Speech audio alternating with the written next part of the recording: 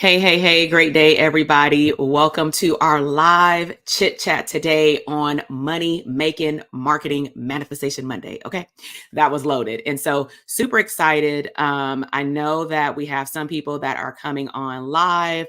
We have some people who are watching later, but either way, make sure that you got your popcorn and something to drink and a pen and sheet of paper because we are getting to business today. And so, this is a different type of conversation. We are going to be talking about, are you comfortable being broke? And that topic came to me in my soul about 2 weeks ago because I've noticed talking to a lot of healers and therapists, there is a very high level of fear, specifically as it relates to investing in themselves, whether it be personal, like health journey investment, investing in their career. That can be time, reading books, that can be, getting a mentor, also specifically around getting help with their money, specifically money mindset. And so I know that as therapists and healers, we like case studies. It seems like we don't latch on to a story unless it's told into a story. And so I'm going to share something very brief with you all, and then I'm going to bring on our guest and we're going to have a very candid conversation around why some people are like heavily attracted to just being broke and staying broke. And broke can be a tangible thing, broke can be a mindset thing. And so I want to take you back to, at this point, what, 8 to 10 years? It was a long time ago. But my grandfather passed away. At that time, I was doing business coaching, clinical psychologist, but I was also learning more about the financial side of things in terms of taking care of my own finances, but also doing financial literacy. And I'm from Compton. And so my goal was to reach and teach as many people as I could, but specifically in my community. Now, what I did not realize at the time was how frustrated I was going to become after I realized how much I did not know. And that's more mindset. So my grandfather had passed away. We knew that he had had stage 4 cancer, and he was everybody was a breadwinner in my family. Don't get me wrong. We were all true hustlers, having 2 to 3 jobs. But he did a very good job of having an abundance mindset, which I didn't realize that until later. And then he also would tell us things about, having money, having a good credit score, buying things that makes you feel good, buying high quality things, investing in high quality things. But ultimately that makes us feel good. And he really talked about how we should have money stacked up in the bank. Now, let me know in the comment box if this sounds familiar, because I know I'm not the only one walking on earth that has potentially had this happen with a caregiver. Is that as children, we're raised in homes. And sometimes our parents or caregivers will tell us things like, you need to have a good credit score. You need to purchase a home. You need to have a 401k. You cannot leave your job to seek entrepreneurship. What are you doing? Right? Because they're baby boomer mentality. A lot of them, if you're within our age group, 30s and 40s. Right. However, when my grandfather passed, and then 2 weeks later, I went to a workshop in which I had to report the financial education literacy stuff that I was doing in the community. I broke down on the mic. And the reason I broke down was because I was happy of all the information that I had learned and the impact that I was making in the community. But I was also, excuse my language, very pissed off. And the reason why I was very frustrated was because I got upset that nobody in my family actually sat me down to talk about the how you have a great credit score, the how of you invest in your future. Because when my grandfather passed, we saw what he left his children and grandchildren, but nobody has ever sat us down to talk about how we do that. So there's a missing gap. And that's why I'm bringing these ladies on. And what we're going to talk about is a different type of 80/20 rule, which is, if you want to live an abundant life, a fruitful life, a prosperous life, and that could be tangible or intangible in your mind or physically in your reality, I would like you to adopt this mindset. Whatever you want to accomplish is 80% mindset, meaning you're thinking about what's possible. And then there's 20% strategy. So someone can actually tell you all the things to do, but if you don't believe that those things are true for you, you're not going to move. All right. So with that said, I'm going to bring on our beautiful guests and I'm going to have them introduce themselves. And so we're just going to start at the top of what I can see and go all the way down to New York. All right. So Dr. Roche, you want to go ahead and introduce yourself and let them know what you do, what you about, and we'll go to Yes. Yes. Well, hello, abundant family out there. Okay. I am Dr. Roche Brown. I've, of course, been here before. I'm also known as the Doctor of Rethinking because I help people to remix their thinking so they can make money, they can manage their money, and then they can multiply their money. I am a financial psychologist, so I help people around the money mindset piece in order, and also help them with the strategy that we're going to be talking about today as well. Yes, hello. My name is Samara Bennett. I'm a licensed mental health therapist and a licensed financial prosper planner, speaker, and author. And what I help my clients do is really unlock the link between their mental health and financial well being. Like you said, it's an 80-20 rule. It's 80% mindset, but it's definitely linked to our finances and how we show up in our financial health. So I'm so excited to be here. Yeah. So all of us have had some experience talking about lack versus abundance with whether it be our clients in your industries as well, whether it be therapy as well, but also I'm sure we've been exposed to it to some degree in our personal lives as well. So I like to always go backward because sometimes when people see anyone at this point talking online, they only look at what we have right now or what we've accomplished or what we teach right now, but they don't realize that everybody goes through their own journey. So what I would like for the both of you ladies to share in the audience is whether it be your personal journey or just thematically what you've seen with people that you work with our topic today around people accepting a broke mentality when they don't have to, is what are some trends that you see mentally that promote, as Dr. Roche says, having more month than money? Like, where do you think that comes from as far as why that's okay for people to live with not having enough money to last them throughout the month? Yeah. So, For me, like I think that it's really important about like what you tell yourself. So I'm really big on affirmations and the internal narratives that we tell ourselves. As therapists, we teach our clients to be mindful of what you're saying over and over again when we talk about rumination and kind of what you're really focusing on. So a lot of my clients, I hear them say things like, money just comes and goes. I'm living paycheck to paycheck. Every time I turn around, it's something else, right? And so if you continue to say that, then your brain is trained in a way to only see that. But if I am deliberate and intentional about what I'm telling myself, like, money always flows my way. Every time that I need money, that I'm always taking from the overflow. Abundance is my birthright, right? Money flows abundantly, frequently, and easily to me on a consistent basis from multiple resources. My brain starts looking for opportunities. Before I know that, the opportunities are coming to me. I don't even have to look for them because it's trained to recognize when it comes into your experience. I think a lot of people have those narratives that are based falsely, but they tend to believe them because it's the stories that they were told. Right. And then it was the stories that those grandparents or the generations before them told them. And it just gets passed down until when we talk about like generational curses and patterns, right? Until they're broken, but they have to be broken deliberately. And I think that is through education. So I'm not able to break it until I start having these conversations with different people. I start having exposure to different experiences. I allow myself to break through from what I've been doing to try something different so that I can start changing that narrative I'm telling myself. Patterns of behavior. Because I just want people to see, especially if we do have any therapists or healers, because different people can see this live. But if you've studied anything about the human mind and just the field of psychology, is just like we forget that it's attached to every single thing that we do, and that we don't always just have to look at it in terms of in the therapy session. We honestly should be applying it to how we show up in our personal life. So I thank you for like pulling that in with the abundance piece. Because a lot of therapists are sitting on this gold nugget with knowing all this information, but we're just not applying it to ourselves and to our money. Right. So, yeah, Dr. I think that's the problem with most therapists is that we know better, but we don't do better, right? Like, so we have all these skills and all these interventions, but don't often apply them to ourselves. And so I think that's definitely what it comes down in money. I think we all have our strengths in certain areas. And so certain areas we're really good at applying these things, and certain areas we're not as good. And when it comes down to money, I think money tends to be taboo in a lot of like families where people don't like talk about money. They don't talk about like, how did they like manage it, right? They don't talk about if savings was happening, they don't tell you that savings was happening. So they're not imparting the information down to the children and into the grandchildren, right? I think that's like the biggest piece. But if they were already bad, what they have imparted is stress.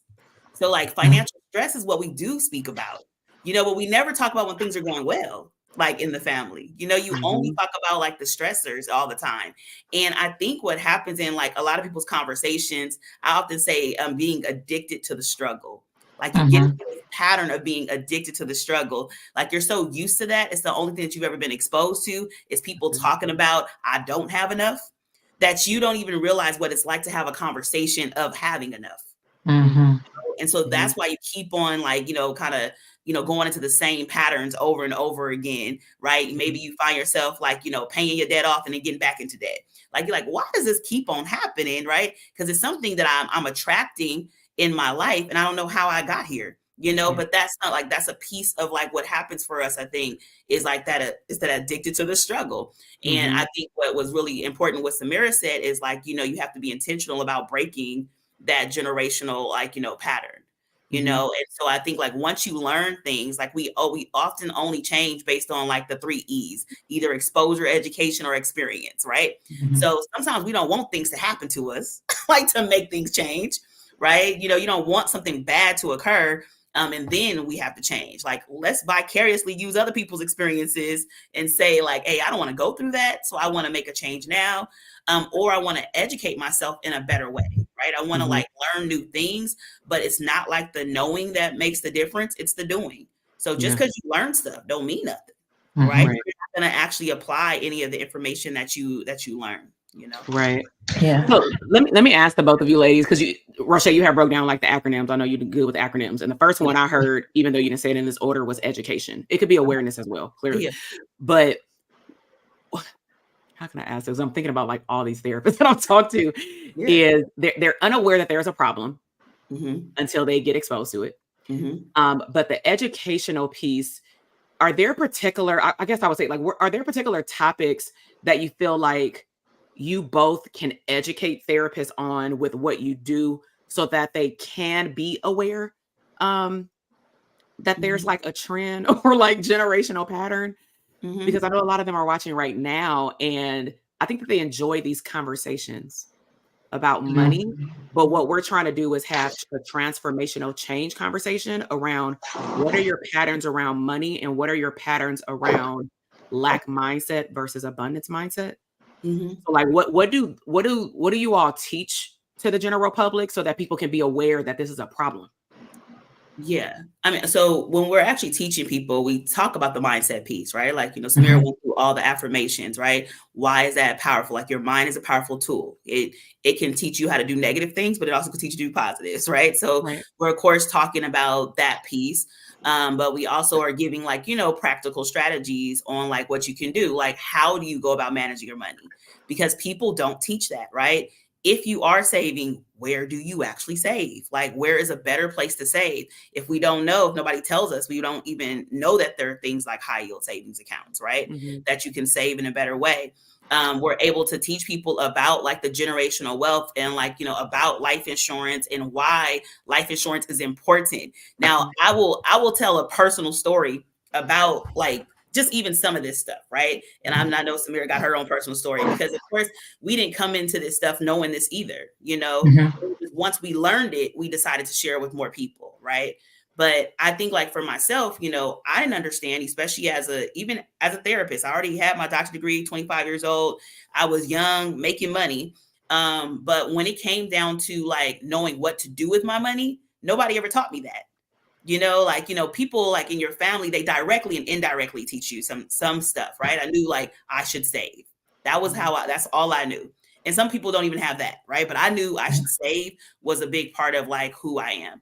And so I would save, and I was like, I guess they're taking a whole bunch of taxes from me. I guess I should buy a house or have a kid. Like that was all I thought about. You know what I'm saying? Like, you're gonna have a kid. And I was like, you can't just go out and be having kids. So let's go out and purchase yourself a house so I could actually get some of that tax money back. That was how I understood managing money at that time. When I was introduced to learning more things about like multiplying my money with life insurance, it was a brand new concept to me. Brand new. Like, I had no concepts. I knew people got life insurance because, people die. Like that was all I understood, honestly. And even when it was introduced to me, it took me like 6 months before I actually acted on it. And I think the world, what made me act on it, I'll tell you this. What made me act on it was I went to an event, and at the event they actually said, you get car insurance, you get health insurance, you get home insurance, but you don't get life insurance. Isn't your life more important than your car? That was like what was said. And I was like, oh my God. And I had to take time to think about it. I was like, you're right. You know what I'm saying? My life should be more important than my car.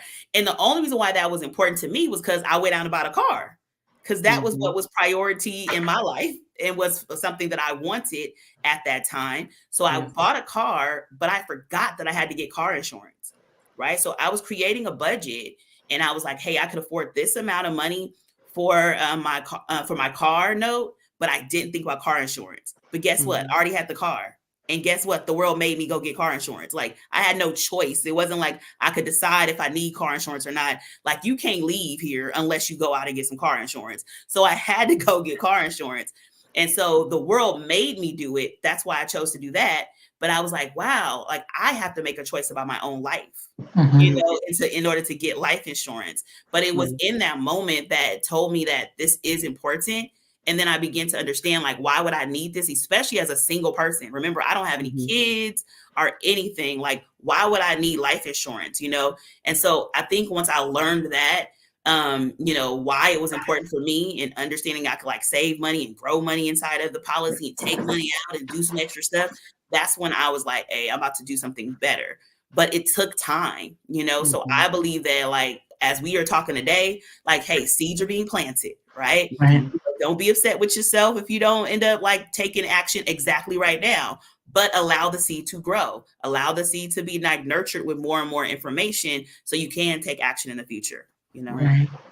Just to piggyback off of that in regards to like action. So a lot of people need to be aware before they take action, right? So we know that behavior modification is only improved once people are aware, right? And so what Dr. Roche and I do is really be able to help individuals understand the relationship between their thoughts, their emotions, and their behaviors, right? Because we know that we work with a lot of people, entrepreneurs that make a lot of money. But when you start making money just makes you more of who you are, right? So we need to make sure that people understand, well, who are you? Are you a spender? Are you a saver? Are you an investor? And once we can be able to identify that, like, we have a whole kind of assessment that we do by asking questions, so people are really able to pinpoint who they are. We kind of grow from there by really having individual strategies that help them. Okay, well, who are you? Who do you want to be? And what are those feelings and strategies that need to be implemented to get you where you want to be? And so really having an individualized treatment plan, right? Individualized plan for them to help them to be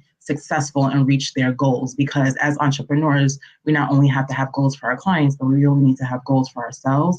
And that starts with understanding those objectives that are specific to our situation to get us to those goals. Yeah. That's good. I don't wrote down so many words. And of course, my favorite phrase is like people being allergic to things. And like going back to what Shay said, and then I'll go to Samara, is again, based off of all the people, the thousands of people that y'all have worked with over the last few years.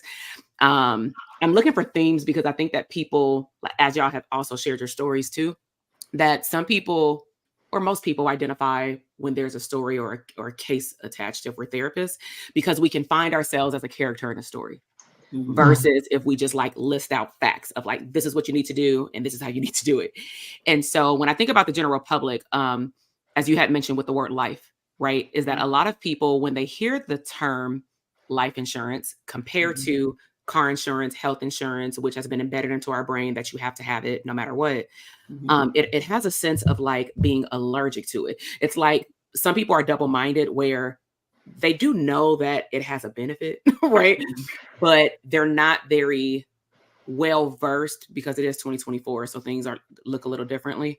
What have the both of you ladies seen in terms of why people don't, in certain communities, because I know that's different, in certain communities, prioritize their life, as Dr. Roche had said? And is there a difference in maybe groups of people that are highly allergic, like, I don't need that?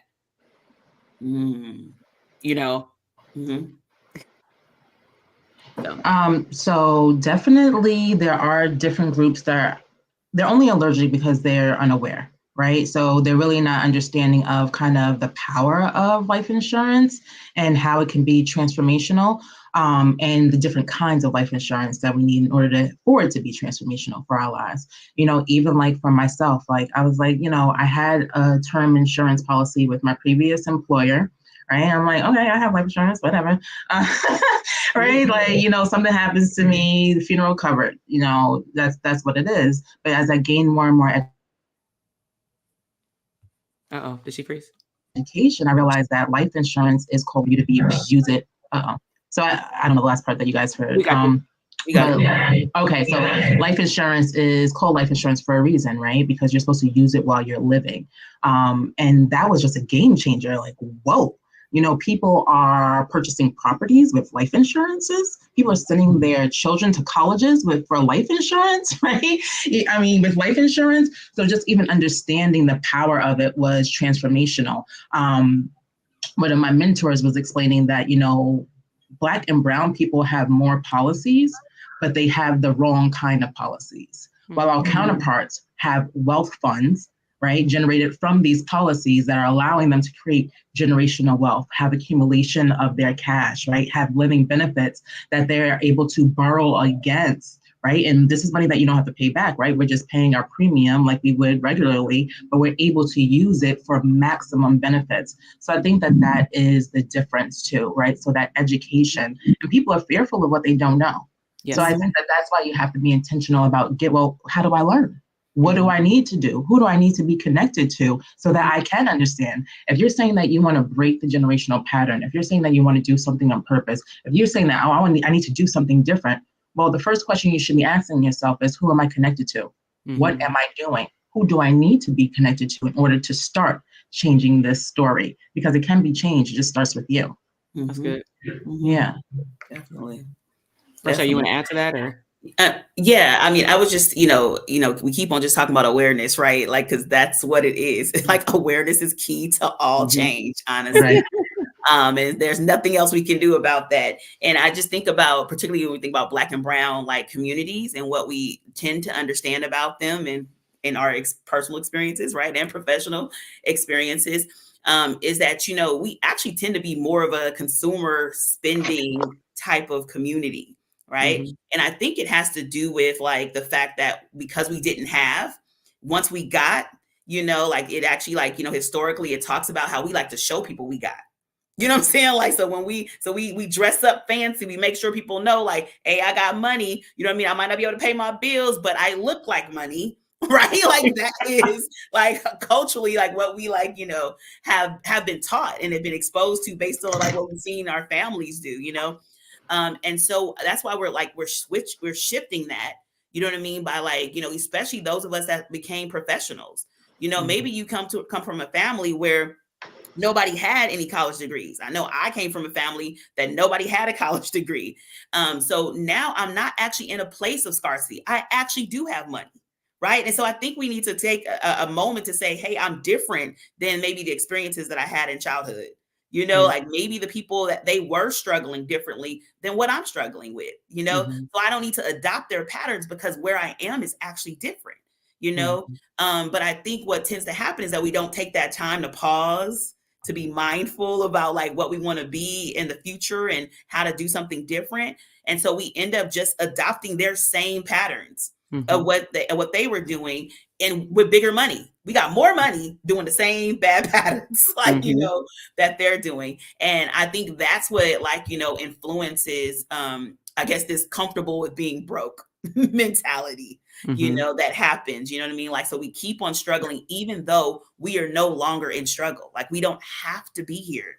We're now making the choice. I know that when I was first doing therapy, I used to work with like a lot of younger children, like, 16-year-olds was like my transitional age. Y'all know what it is, y'all therapists, right? And I remember realizing that people have an opportunity to shift or get stuck. Right? I was like, you gonna either shift right now or you're gonna get stuck in the same pattern. Because I realized when you're like before 16, you have no choice if you go to school or not. Like your parents bring you, right? But I started working with the 16 and 17-year-olds. I was like, you're the one who choosing not to go now. Like, but you think that it's still like you're blaming your past and blaming everybody else, but Now you're in a place that you have responsibility. So you have to shift. And if you choose not to shift, these same people were coming to my private practice now in their 40s and 50s with similar struggles that they could have shifted between 16 and 24. You know what I'm saying? Like, so now they are dealing with that. Like, so I'm like, now this is what stuck looks like, you know? So once you hear something, make a decision to say, I want to shift. Right. And then you do the pieces that Samira says, like, who do I need to be connected to? What do I need to know? Like, because you have made a decision that shifting needs to occur. You know, I think that's important. It's something like Laura, you didn't open up the door to these teenagers, because now my brain is like going crazy, because then we see them as adults. And the two things that came up to mind was financial thermometer, and then being stingy with sharing information. Right. So I'll first cover the financial thermometer, and then I'm going to open up the discussion around, and Rochelle, you probably knew that this happened, even though you weren't at the high school at that point, in Richmond. So with financial thermometer, with the comfortability of being broke and combining everything that you all said, is some people's threshold, unaware of their financial threshold, is like in the negative.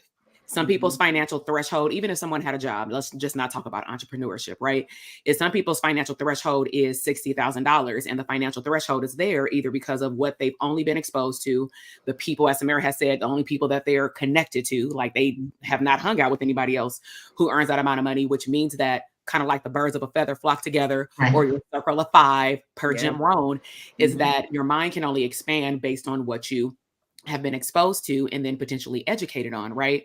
And so I just want people who are listening to take some time after today to think about, what is your financial thermostat? Meaning, what do you believe is the max, and you believe it, not just you can say it.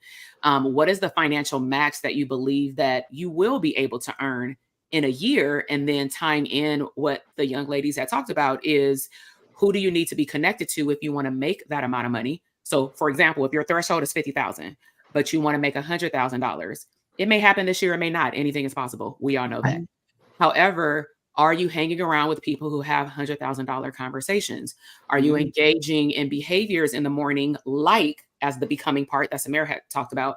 Are you acting like the 100,000aire? Because that's why we said it's 80% mindset. It's not faking it. I'm gonna talk to Black people, okay? It's not faking it until you make it. It's not like, you know what I'm saying? Like, this thing called mindset and manifestation is a real very thing. And if you're, me and Rochelle have talked about it too, if you're a spiritual being, if you go and type in manifestation, it's all throughout the Bible as well.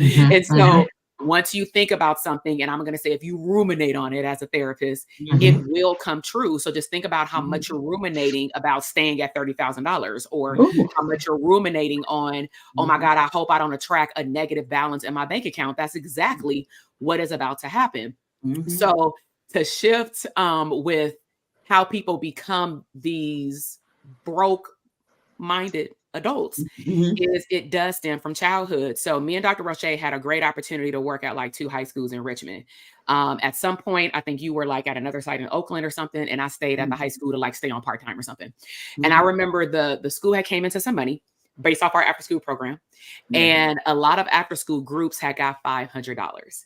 And my first example of the cycle of oppression, of how it plays a role in the mind of young people, especially Black and brown, is that there was the Black group. I forgot what they were called, Black Coalition, whatever.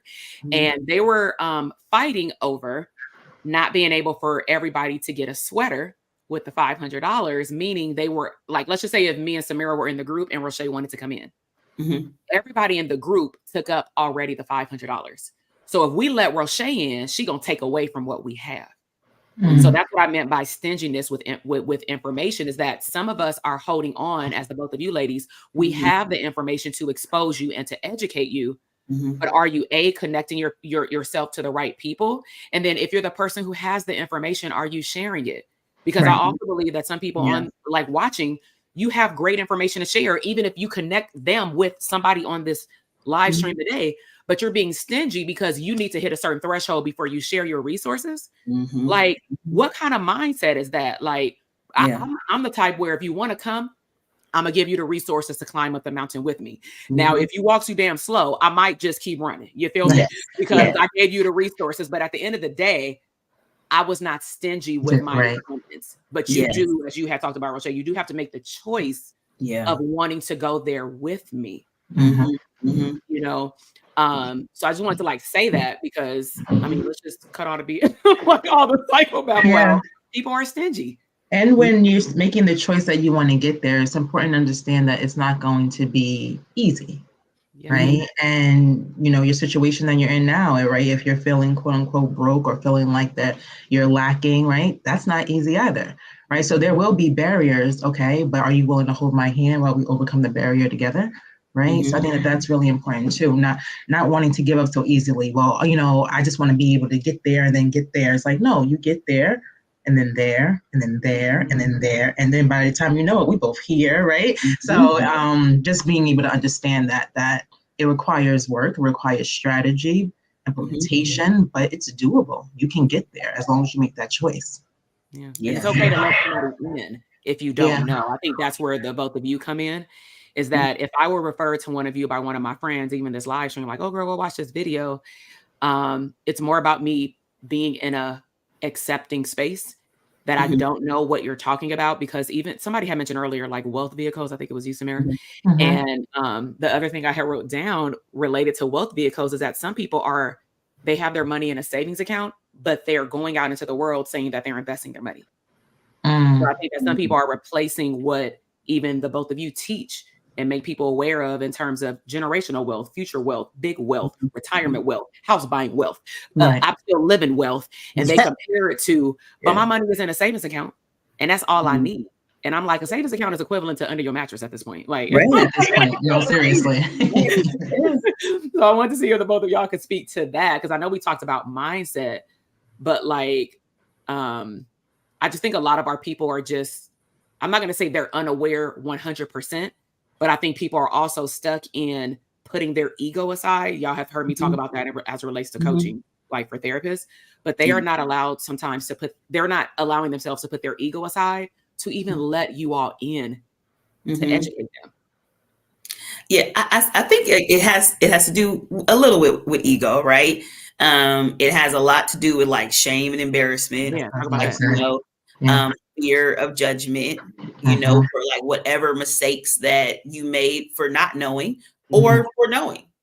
We make mistakes and we know better, right? And we still make those choices. So then you feel a little bit like, even more embarrassed by like saying something about it, but I think it's really when you start to realize, and I think what's important about me and Samira even being a part of this business, is the fact that we're people who've made money mistakes, right? We've made mistakes. We've learned from those mistakes. We're still growing through those mistakes. We're still learning more information and we're still always applying that. So we're not in the state of judgment, so we're able to like listen to what's going on. And because we just so happen to have these degrees, right, we're able to listen in a different way on top of that, from a personal and a professional way, and validate, hey, we made the mistake. It's cool. We're not about to beat yourself up about that. We're not about to suffer through that. We're going to figure out what can we do now.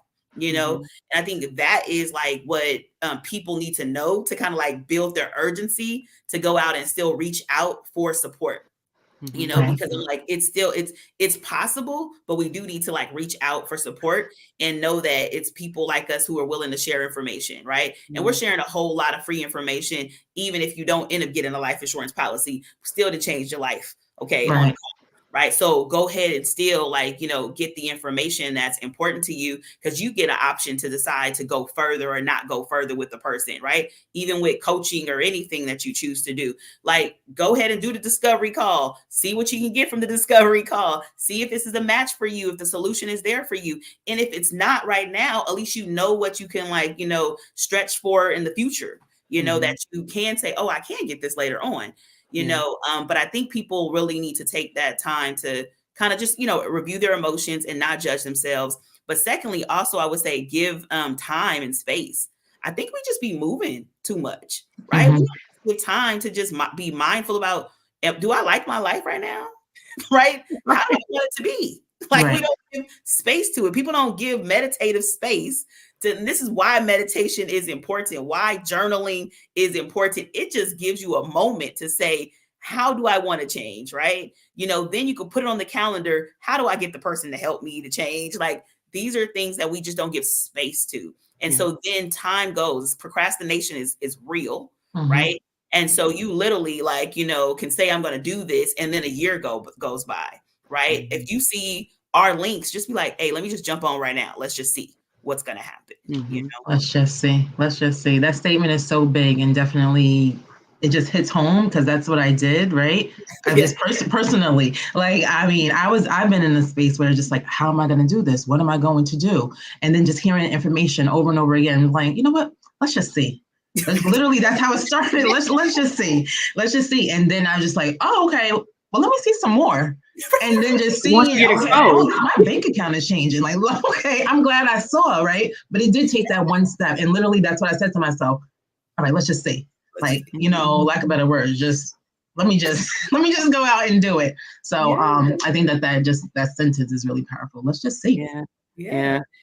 I want to go back to one thing before I have the both of you ladies share what you got going on for the summer, because people outside. And people outside. Yes. I just want to go back to, because a lot of people watch our replays that are providers, and a lot of therapists talk about, as you had mentioned, but in so many words, of course, like shame related to what they believe they should know.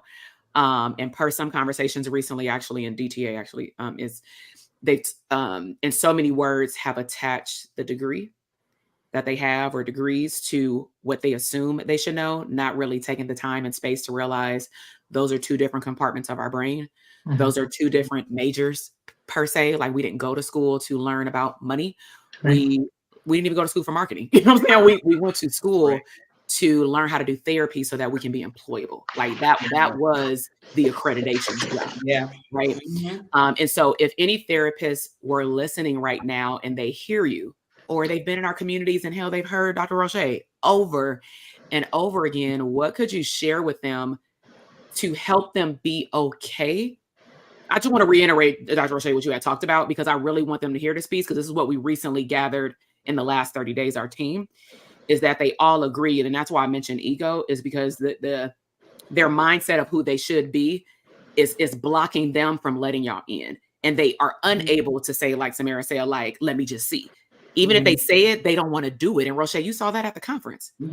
Like, you had to stand up. You weren't there, but she stood up and she was like, why don't y'all just see what's on the other side of a phone call? And when they did, though, the ones who did take that leap and saw, they realized, I'm not the crocodile. I'm not going to bite you. And at the end of the day, if I don't have what's a good match for you anyway, I'm going to link you to the right person or avenue that will, or I'll just tell you do these things and then come back. Like, it's good. But I'd rather you be in a state of knowing than a state of, should I call them or should I not call them? Because to me, that's going to stress you out. And keep you in the same place. Yeah, but that's honestly who we're talking to. And that's why I chose this topic, because it ain't like our audience is new to this topic. Roche has been on here multiple times. Maurice has been on here multiple times. Therapists have been on here multiple times talking about mindset, money, generational patterns. But it's something that's keeping, specifically our community, because I work with therapists, it's something that's keeping them from believing that somebody can help them. I don't know how to say it, because they can't tell me. Yeah. Well, on a personal level, I've experienced that shame. Yeah, that's fine. I've experienced that shame and embarrassment, especially when I went into full-on entrepreneurship. Because, like, what society shows you, like, once you say you're an entrepreneur, you should be making this, you should be doing this, you should have that. And I didn't have any of those things, right? I'm making investments in different programs and trying to learn as much as I can. And my funds are not looking the same as what entrepreneurs should look like, right? So I was embarrassed to even have a conversation of, well, what is in your account? What is coming in? What's going out? Where are your expenses and things like that? So I definitely understand that shame and embarrassment, but I understood too that I could move with it. Yes. Right. Yes. So it definitely was identifying first, like, well, what am I feeling? What's blocking me from getting to my blessing? What's blocking me from understanding what this testimony is? But it was really understanding, okay, what actually am I feeling? I almost got emotional real quick. Really recognizing what you are experiencing and then being honest with yourself. And then being able to move through that is really, really important. But I definitely understand that shame, embarrassment, feeling guilty as well. Yeah.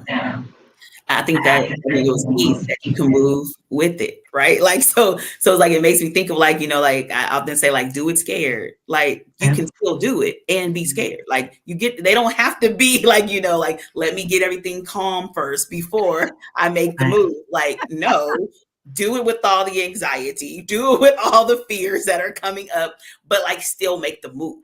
Right. I think that is where it's at, you know what I mean? Because you just really don't know until you get to the other side, of a phone call or of a conversation and everything. And then realizing like, dang, that wasn't so bad. I was just, this is hecka random, but I just watched the movie Inside Out too. Yes, I can't wait. And it was so good because they introduced more emotions, and and I loved how they talked about anxiety and what anxiety be doing to us, right? Like, and how our imaginations can change, right? When we were children, imaginations were like fun and games and all that, and then now our imagination sensor goes into all the what if scenarios that's gonna be bad, right? Like, how it just shifted it, And so like, I think like you just kind of notice like, hey, that's my what if story that is not real. It has not happened. This is only my imagination playing games on me, and making a decision to say like, I'm going to move with it. I'm going to move with it and keep on moving to a different level. And then you're going to notice like, okay, this wasn't as bad as what I thought it was, right? Because reality is never as bad as what our imagination, will make it seem like, That's good. That's good. Summer's reading the comments on Instagram, and we're also streaming like Facebook, LinkedIn, or YouTube. So on Instagram, we'll tell you all how to get connected with them. Okay. Somebody is like, help me. She a DTA alumni. So again, but that goes back to sometimes what we call it in marketing touch points. Sometimes we need to be exposed to something to massage that muscle because it's something that we've never been exposed to. So it's like some of y'all, if y'all this y'all first time tapping into our community and having these conversations, it's going to feel like you're sore tomorrow. I like to get my analogies with the gym. So, but the thing is, where people make the mistake is that when they're sore, they stop going to the gym. And what you should do is at minimum go walk on the treadmill, or it's hot, go sit out in the jacuzzi if you can get access to one. But move your body so that you can loosen up the muscles. And what you will find, as they all talked about, is you will actually want more and more, because you'll start realizing that finding out the information is actually helping you gain more muscle. It's not making you gain weight. You know what I'm saying? Like, it's making you stronger. Right. And so I like what Angela said too over on Facebook. She's a DTA and ECM alumni, therapist in New Jersey. And so she said, I find that a challenge too, when you not only make money, but when you want to show how you spend it, such as things you deserve and desires. And then, folks be like, you got that. So like, it's a catch-22. I know we've talked about that in ECM, like me and Rochelle talks about it a lot. Like, you make a good amount of money, but then it's like on one hand, you want to share with people all the wealth of knowledge and how you made this money so that they can earn it too. But then on the flip side, it's like, but wait, if the wrong person hear it, are they going to ask me? Like, you know what I'm saying? Like, we got to be able to, we want to spread the wealth, but at the same time, some people will come in with like a toxic mindset and see our growth and financial explosion as a opportunity. And so I also think that sometimes that may unconsciously prevent people from learning more, because what's on the other side of learning more is earning more. Right. And then once you earn more, some people grow up in families where people take advantage of that situation. And so it's like so many things. I mean, we could do a whole therapy session. But but boundaries also, right? Because I can, you can come to me all you want, but if I'm in a position that I'm, wealth is knowledge as well. So I can teach you too. You ready to learn? Exactly. Right? Because I've been doing that with my family members too. And it's been life-changing for like us as a collective. So me being more of an earner now, it doesn't mean that now I have to give it away, but let me teach you some strategies, because you could possibly make more than I make it, right? Or like, come on, let's do this together. So I think that that's really important to understand as well. Like, you're in the driver's seat. Just because it's requested doesn't mean that it has to be given, or maybe it doesn't have to be given of me as a detriment to myself. It can be empowering the both of us now. She said like, they be acting like you got it. Oh, you got it like that. Right. Is what she was saying at first. And I think that, I don't really worry about how other people experience my spending, right? You want to only check in with yourself about your spending. You know, so if you make the choice to, you know, get something that's deserving and loving and luxury, whatever it is, whatever your thing is, you know, do that, but make sure you check in with yourself, because you're the only person that matters. Like, did I take care of my expenses? Did I take care of my savings? Did I think about my future self? Right? Oh, then I made a choice to decide to go on this wonderful vacation and all that kind of stuff. And so if people are asking, like, you know, do you got it like that? I'm like, I do. I got it for me like that. You know what I'm saying? Like, straight face. I put things like, Let's be clear. So I can be like this, right? So like, I mean, even when people even you know, compare their lives to me, I'm like, I still went to school for billions of years to get to where I'm at, right? I work for people for free for billions of years, right? Millions of years, billions. You know what I'm saying? Like, wait a minute, you see where my life is today, but you guys chose not to make the struggle before. Right. You know what I'm saying? Like, that's like, you don't understand, like how they say, like, you know, don't hate on my glory, right? Because you don't know my story. Yes. That's so good. You know what I mean? In my life, right? Because I put in work for who I am today. Right. And that's why I get to live the way that I'm living right now. Right. So that's all people need to understand. Right. All right. So I know Angela's out there. Y'all want to tell them how they can pull up and get the glory, like on the East Coast? Because Shay, you going over to the East? Yes. And I'm so excited for her to come on over. We're going to have so much fun. We having a live event June 30th at this beautiful restaurant, a wellness brunch, and it's going to be amazing. So June 30th from 1 p.m. to 4 p.m. And we're going to be doing networking. We're doing financial strategies, mental health coping skills, self-care. It's going to be live Q&A. We're doing mimosas and bellinis. We're having a brunch. Yes, swag bags, a vendor. It's just going to be really amazing and really nice for everyone to be like-minded individuals in the same building and really just having a wealth of knowledge. So I'm so excited about it. And you can get tickets on Eventbrite or the wopbrunch24.eventbrite.com. Okay. So Shay, can you send that over to me via our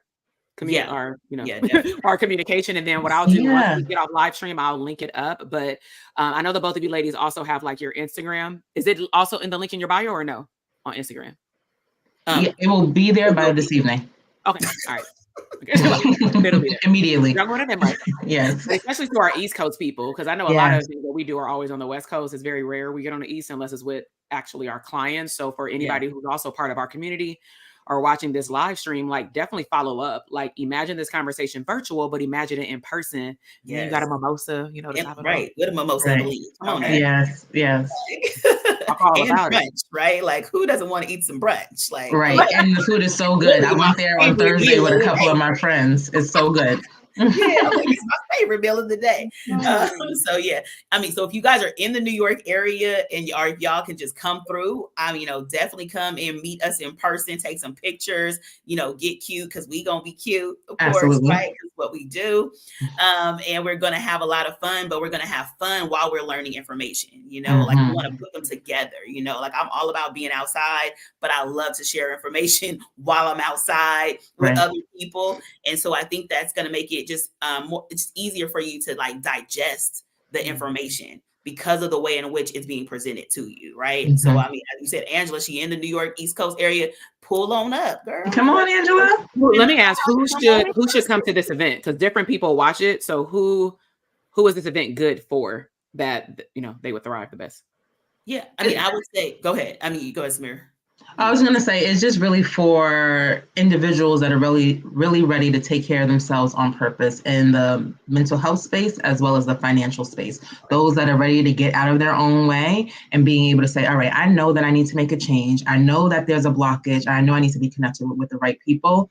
All the right people are going to be at this event. Like I already seen people that have been registered. We have some really heavy hitters that are coming into the building. So I'm just so excited. So if you want to make a change, you want to be intentional about how you're making that change, then June 30th, you want to be at Ava Restaurant in Rochelle, New York. Yeah. So excited. This will be the year that I ain't out there in the summer. Toe up. I know, right? I've been always told me about it. Oh my God. It's okay. We can go ahead and create another one. Don't worry. Absolutely. You know, I like to come to New York. We'll have it again. I can come up with 30 after this one. one. All right. Any parting words related to mindset, money? Let's focus on abundance. Look, Shannon said East Coast, let's go. See, they'd be excited to see the East. Okay. Yes. Any parting words for not just therapists, but honestly, entrepreneurs, individuals who are promoting and living abundantly through their jobs? Like, what is one thing that you would like to share with them to help them see their money differently in 2024? Because we got 6 more months. So a lot of stuff can happen in 6 months. Even, so anything positive. I mean, 6 months is a long time, right? Yeah. And the biggest thing I would say is like change can happen at any given moment, right? Like you don't have to like wait on a certain time or when things start to feel good or whatever the case is. Like change can happen today. Like you can literally say, I'm about to get on the calendar today, right? Like it can change that quickly, that you could, be in a different place in your life, right? I mean, we live in this world of YouTube University. You can learn something today and say, I'm going to take fast action on that one thing today. You can listen to an Audible and say, hey, I'm about to take one fast action on one thing today. Like you really don't have to like wait on change to occur. Like you don't have to have some type of big, Holy Ghost experience to tell you that it's time for change. Like if you want something different, just make it happen, That's good. Any other parting words? Well, I was going to say that if you're serious about getting out of your own way, then let's get connected. It's just simple like that. Like if you're serious about getting out of your own way, let's stay connected, because I'm all about that and willing to hold your hand with you as we continue to do this together. Yeah. I like vision boards. I'm sitting here still looking at my vision board from 2022. But I'm like, I think about the vision board mentality and that, we want to attach like the emotion that we have to like what we want. And so if anyone does vision boards, whether it's virtual on your phone or on your computer or physical, or you just got something in your mind of where you want to be or where you thought you wanted to be, by the end of the year, then attach, as we talked about earlier, how you should be showing up right now. And so if I were to look to the left, and even if this were this year's vision board, I would say, well, who is Takesha on that board? Like, what are the moves that she's supposed to be making right now? What is the information that I need to learn to accomplish all those things, or even to get, because some of those things are tangible, to get all of those things? If I am a mom, how can I set my child or children up for financial success to like even go beyond me, but it can also involve me, because that's something, that we uneducated, like don't think about. We just think about the future, but we can be involved in wealth conversations about the future. And so with that said, I'll make sure to link up all their information so that everybody can, contact them on, link up with them on Instagram as well, because they talk about all these topics, but in their own way, through their personal business as well. But I also want y'all, again, if you're on the East Coast, go ahead and make your way to that live event. If you know anything about any event that we attach to, it's lit. So I'm just saying, they're about to have mimosas, they're about to have food and mimosas, and people can talk over food. Barriers get dropped. Okay. Like we're going to talk. And so go out there, have fun, connect with these two ladies. And I will say, if anyone cannot make it, let's just say you're coming to the West Coast, is there a way that they can reach out to the both of you if they cannot come to the event to talk to y'all about what y'all do? Yeah, and we'll give you our links to like individually like contact us as well, right? Or slide into our DM. It's cool, we'll accept it, right? Like, that's an opportunity too. And we'll tell you how to just put a money sign in a DM. We know what it is. We understand. We'll understand. Right, exactly. Go ahead and slide. All right, everybody. I'll see y'all later with some more money and abundance chat. Thank you, ladies, for hopping on from the East Coast to the West. Yes, thank you. Yes. We were back to LA now. West. Yay. All right, y'all. Y'all have a great day. Bye.